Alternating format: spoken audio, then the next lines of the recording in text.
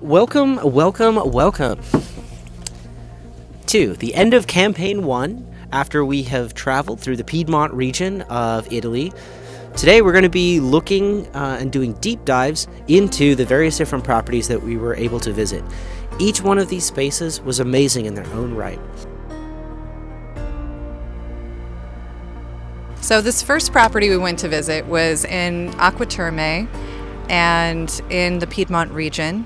It is a boutique resort that is currently used for week-long stays, and it has 8 different units that each has its own kitchenette, bathroom, patio, and barbecue. But it also has this beautiful outdoor kitchen with a pizza oven and a long dining table, and just gorgeously maintained by a Dutch couple who has run the property for 20 years and has built it up into a successful tourism business, but thriving, and mostly through other Dutch tourists. So they've been hitting an international market, but they've already got 60% of the rooms filled for next season. And it has a gorgeous infinity pool that is overlooking the valley. I was blown away by the updates that they had done here and just the level of quality and detail. It just felt completely turnkey and just ready to take on. You can also have the carryover of a successful business that can be thriving as you transition into more community living or transition into whatever mixed use model we might want to have. So there's kind of the opening specs, but what were some of your perspectives or your thoughts on this place? For me, what really stood out about this property, some of the pros were obviously the fact that it is basically ready to take on as a turnkey business, which is one of the difficulties when you're starting a community, is like how to make a space like that profitable. Obviously the autonomy of the spaces, like each individual space being able to have its own little living room and kitchenette, is a huge plus. And really just the quality of the architecture and how well everything was built and maintained.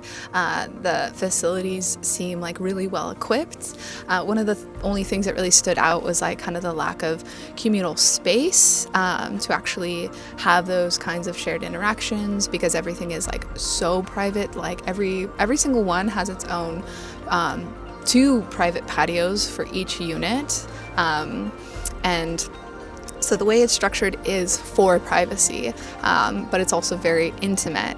So it's interesting as well how it will be to try and expand, because there are no more foundations that can be added to the property, but there is space on the opposite side of the road to build more.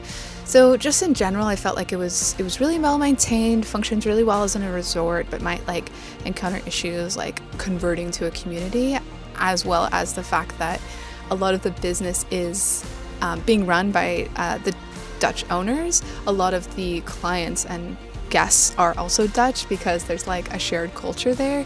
So the challenge would be then to like expand beyond the client base if for example, like American owners or like owners of other nationalities acquire this with us and convert it into a community, there might be issues or difficulties going into transfer it into a community. Well, I completely agree. It was absolutely stunning on the inside and outside. I don't think I've ever seen a building, let alone a hotel/residential building, that I wouldn't change a single thing. All the stonework looked almost photoshopped. It was so flawless. The interior, they've got saunas, the woodwork, the paneling, even the exposed stones in sort of the cellar areas where they've got all the wine. It's exceptional. You'll never want to change anything there. The downside of which is it's done. There's nothing to be changed. There's no way you could really make it unique without damaging something that's been so carefully curated to fit their client base and what they wanted to do with it. They've been there for 20 years, and you can really tell they took care every step of the way. As Nicole said, there wasn't any real communal space. The closest you'd get was sort of the pool area, but no one can really hang out at the pool 24 hours a day catching up with their neighbours. It's designed to be independent living, almost like you have the whole place to yourself. No matter where you are, you've got your own space, you've got your own patios. Oftentimes you've got your own views that aren't clashing with anyone else. I could easily believe, half a dozen couples could live there and potentially not even see each other for a week, which is great in its own right, but not necessarily what we're after completely. Oh, so one thing that is worth mentioning as well is because you brought up the sauna, and then there's also like a yoga deck and dance deck next to the pool. And how many bedrooms in total are there? 8. 8 bedrooms. 8 bedrooms in total. I think it'd be perfect if you had a really big family and wanted to hang out with them, but not too closely. Which sometimes people seek in community, like Absolutely. balancing privacy with co-living is definitely something to be considered. So for like intimate families that wanted to live together but not too closely, I think this property would be ideal in that 100%. sense. Yeah, just to bounce off of what everybody said here, I think this is a beautiful spot, and it's just not really ready to go for community, at least in the way that I see it. However, it is ready for somebody to pick up the banner and to run the hospitality business that they currently have going. It could potentially become some kind of community, maybe something that I don't quite envision, like a more independent type community, more spaced out, or maybe partially so, to make the numbers really work at the price that it's at.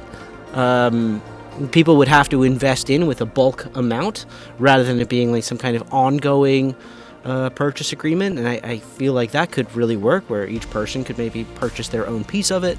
You have a couple of the rooms left over for hospitality, but then it really changes the dynamic of the food that they're doing now and those types of things.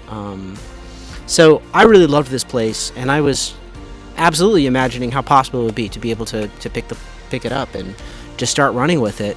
And I think it is a huge opportunity for somebody to do that. I think that it would be a lot more work to revitalize it or to re-adjudicate it as a community space, at least as I envision it. We're going to actually give an official rating to this property as we best see it. So, starting with Malena, what is your rating on...